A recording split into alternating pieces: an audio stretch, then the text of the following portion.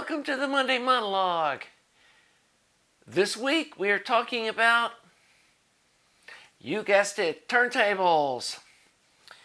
And this is another one of those things in audio where there's a ton of snake oil out there. And I want to try to clear up some of the misconceptions and some of the BS that I feel is out there about turntables. Turntables are not magic. This is something that got perfected in the 1970s and the 1980s, and what I'm seeing today with some of these crazy turntables that people are trying to sell, it's just insanity. And this is a Technics turntable that I've had since the 1980s. It's a SLB2 belt drive, and I've had to do some repairs over the years on it. The cover, the little ears broke, and so some little metal tabs with some bolts that hold the cover, which are actually a lot better than what it came with, a lot sturdier. And trust me, with all the static that a turntable generates, you need a nice dust cover that just flips up and flips down.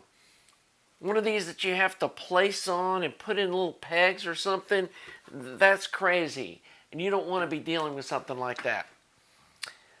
These have a nice, just plain rubber mat on them that grips the record well. I do suggest getting doesn't need to be a monster, but some sort of a little weight to hold the record down to the platter. I'm not going to swear that it makes some huge sonic difference, but I do think it helps a little bit on the bass, but I wouldn't swear to it. But I do think it holds the record in place, and for 20 bucks, it's worth buying one of these. Where you do need to spend some money is on the Phono cartridge. And I talked about this in another video.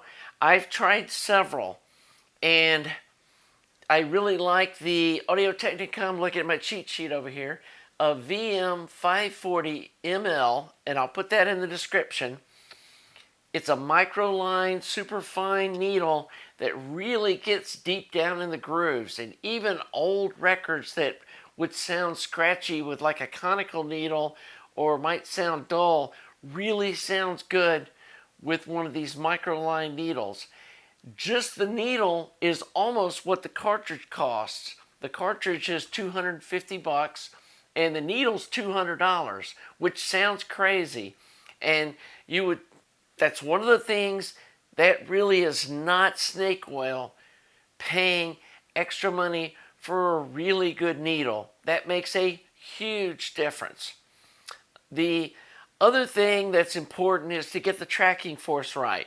And I bought one of these little digital things off eBay, or I think I got this off Amazon, but there's a whole bunch of different brands for it. This is a Neoteck, Neoteck, NTK042. I'll put that in the description too. Wasn't very expensive, but it allows you to set the grams of tracking force accurately. The tone arm has a little scale here that you can use to, get it balancing 0 and then add the grams up. And that's what I did before I got one of these. And it's close, but changing from like 1.8 to 2 grams, you can hear the difference. I mean, it's not huge, but you can hear it. And so it's important to have the tracking force right. The other thing good about this MicroLine needle before I switch to another topic, is it tracks really well. I've never had a record that it skips on. And so that in itself is worth picking one of these up. The other little kit that I got, or a little tool I got in my kit, is a little thing called a ZeroDust and ONZOW ZeroDust. And it's just a little blob of some gel stuff that you touch the needle to, and you can feel a little bit of sticky to it, but it's a gel cleaner for the needle tip, and it gets the goop off of it. And keeping the needle clean is equally important to keeping the record clean. So again, there's different ones of these. I went ahead and got like the brand name one. It was only $10 more. Maybe, you know, I could have saved $10 getting another one, but that's not a hill I'm going to die on. The reason I like this Technics turntable, one, it's a belt drive turntable. And the belt's super easy to get to. When you lift off the cover, the platter just lifts off. Little flat belt, easy to put on. You flip it back on the motor, new belt. The belts are about $12. That's not a big deal. They last a long time. But if you buy one of these, you probably want to put a new belt on it when you get it. The only other thing that can happen to these is the little potentiometer here that does the pitch adjust can get dust in it, and you need to clean out that potentiometer. That's not a big deal to do either. It's got a switch here to switch between 45 and 33. The other thing that I like about this Technics turntable, it has a nice dampened raise Q and drop Q. It auto turns on when you get over to the record. The really great thing is at the end of the album, it does auto return, parks it back, shuts the turntable off. Most of these modern hipster turntables, they don't have an auto off, and so like if you're in the other room when the album ends, you got to rush back in there because the needle's bouncing off the end of the thing at the record. So it's great having that feature.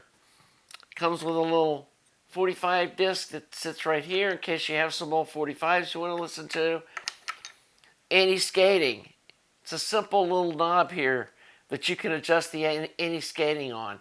You want to set it around where the grams are. Maybe just a little past it.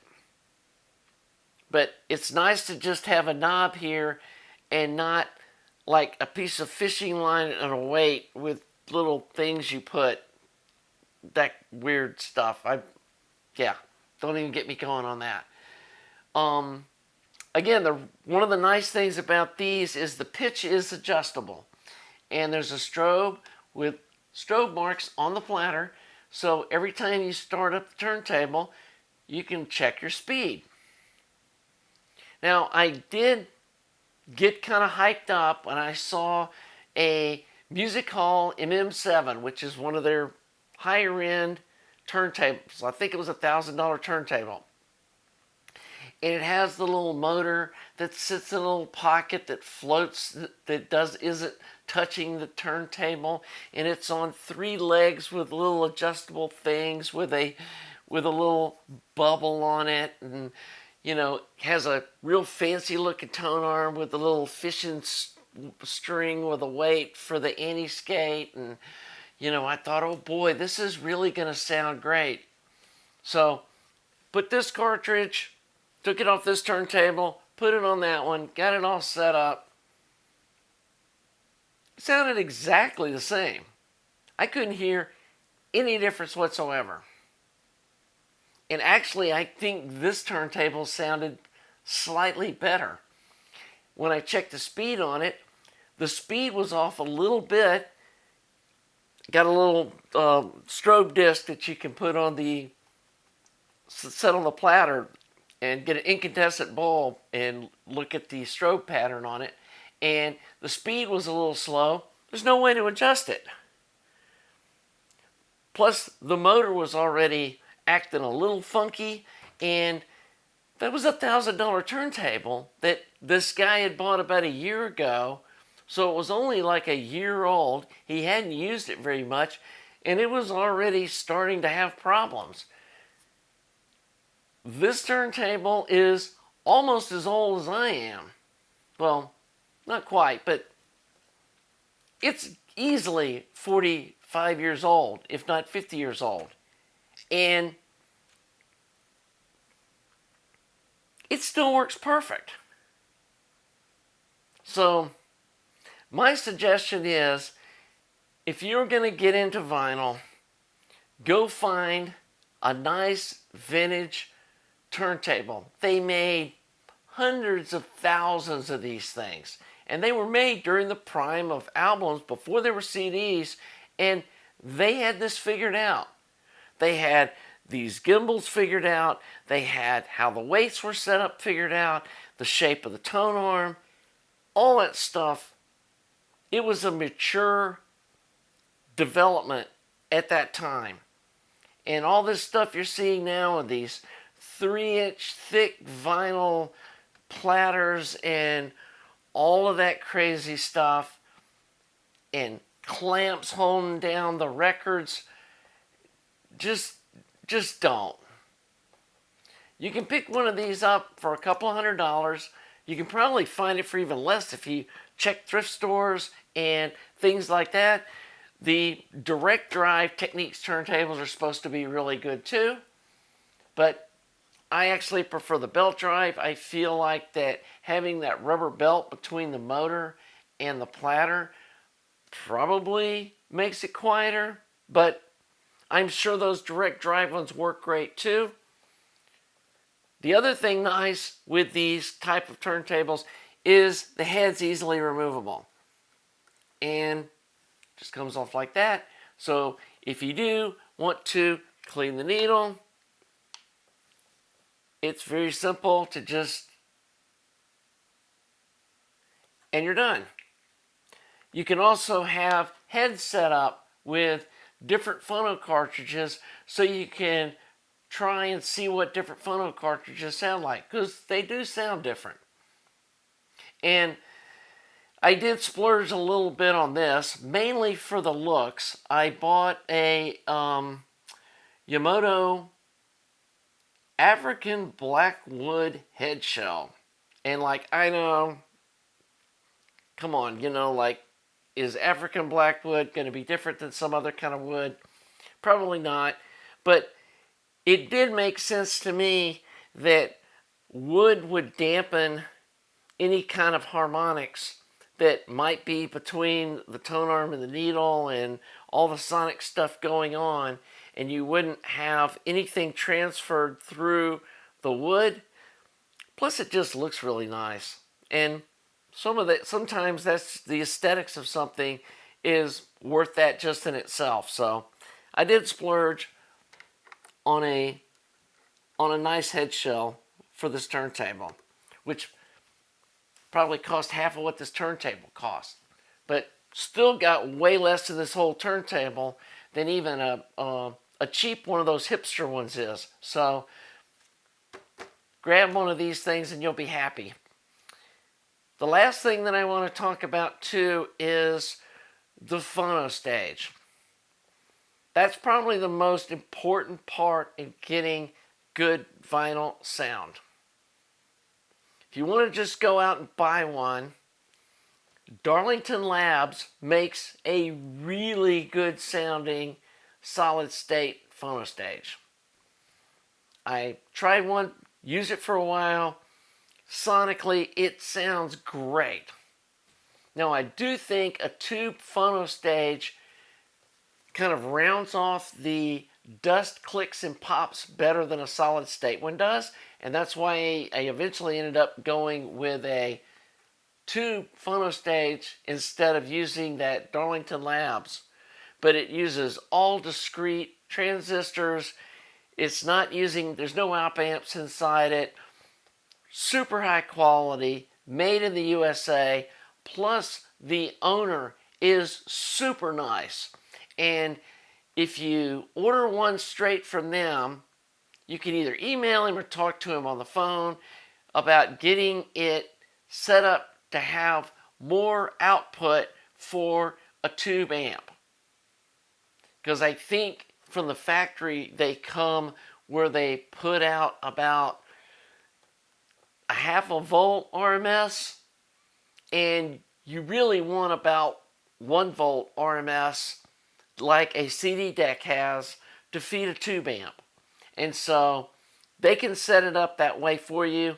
They can put different colored LEDs in it. You know, they can really set it up however you want it to be and customize it the way you want it to be. So check out their products. I'll put a link in the description. We are going to be doing a do-it-yourself phono pre-stage soon based on the EAR 834 that uses 3 12AX7 tubes. And after we finish the A50, that's going to be our next project. So if you want to hold tight on that, we're going to be doing that soon. I will say, do not waste your money on those little $100 tube preamps that you see on Amazon that have like a couple of tubes sitting in there that are got LEDs that light the tubes up. They sound like garbage. I also tried one of those little $30 solid state ones. Again, sounds like garbage. I also found out that the lower end phono cartridges, the ones that are like $75, $80, they sound like garbage. If you really want better than CD quality, you need to spend $250, which is what this Audio-Technica cartridge is, or more. And at least in the Audio-Technica range, I don't think the higher end ones really sound that much better. But there's, you know, some other brands that are popular that have, you know, $300 or $400 phono, moving magnet phono cartridges. At this point, I'm not convinced that a moving coil cartridge is really worth the headache of having to get a high-end step-up transformer to use them.